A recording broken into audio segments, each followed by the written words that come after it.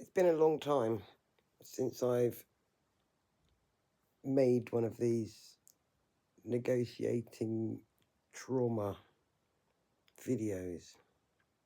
And that, I suppose, is because I have been negotiating trauma and exercising all of the self care and environmental necessities that become part of one's daily existence when living with chronic complex PTSD. And that awareness that one has to have of the trigger points and the things that are going to happen that are going to spin you out. This trauma season was is qualitatively different, because it was begun with the denouement of a very long and protracted legal process,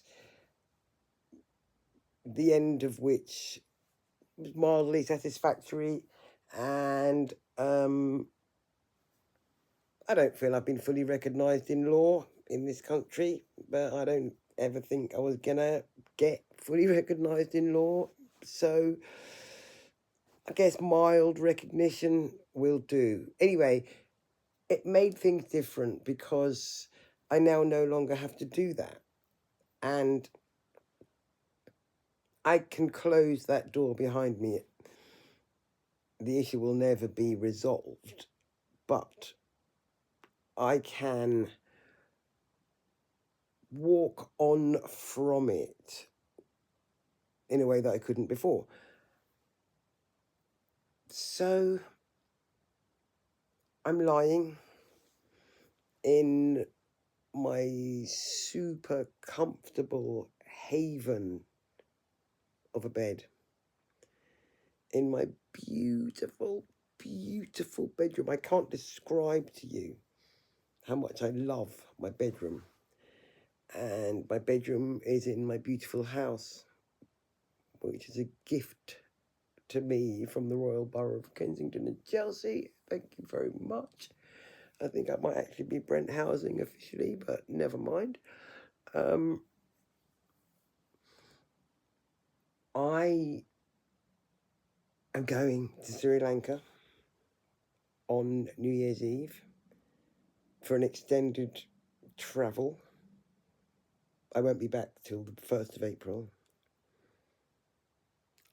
My beautiful grandson is asleep downstairs, having gone to bed like an angel. I've almost published a book. Well, I've published it technically. It just hasn't manifested through the internet as yet. And in spite of all these things and the fact that everything in my life is all right, I've even got family coming for Christmas. I hate Christmas. My mother died on the day after Boxing Day. Christmas is always a struggle. There's a whole load of other reasons too. But anyway, that's not New Year's.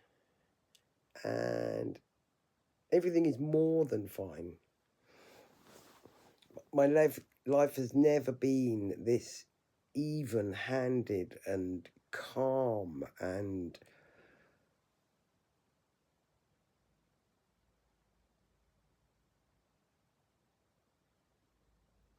I can't think of the word.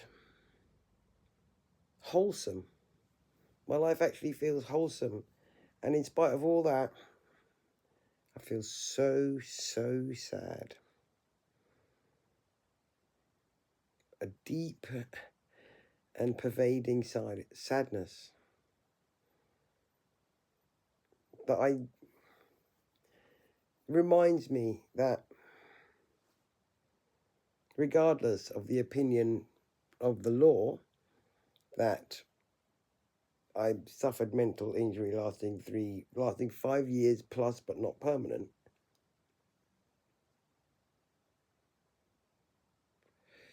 The abiding sorrow that I have carried with me what feels like the whole of my life remains. And negotiating trauma isn't something that is ever done. And working through the healing programs and addressing all the issues in a therapeutic sense and in a somatic sense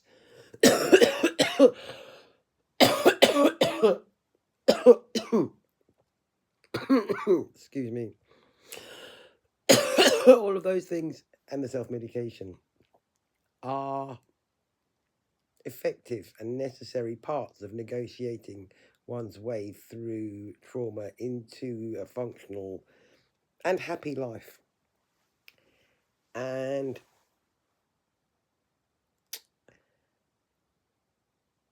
whilst recognizing the reality that I'm always going to be negotiating it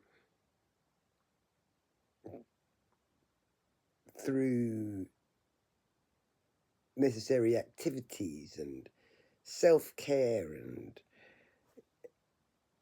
carefully choosing who I spend my time with and carefully looking at what I spend my time on. All of these things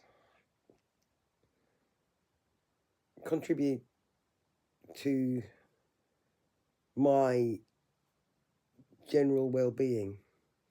And it's only because of the trauma that I'm forced into caring for my general well-being as a critical, abso-fucking-lutely must do it, otherwise everything's going to go tits up scenario. And that's a privilege, because I can't soldier on, and I can't woman up, and I can't steam through and push through anymore. And the process of negotiating trauma has taught me that living in the 21st century, possibly as a black woman, is traumatic in and of itself, even if nothing actually happens. And when you've experienced a life like I have, with a ridiculous, endless series of things happening, the compound effect of being permanently and ongoingly traumatized on a personal, social, and cultural level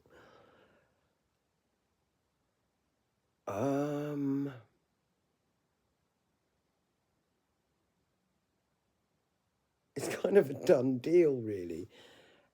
And the abiding sense of sorrow that appears to be a thing that's not going to go away, I can have that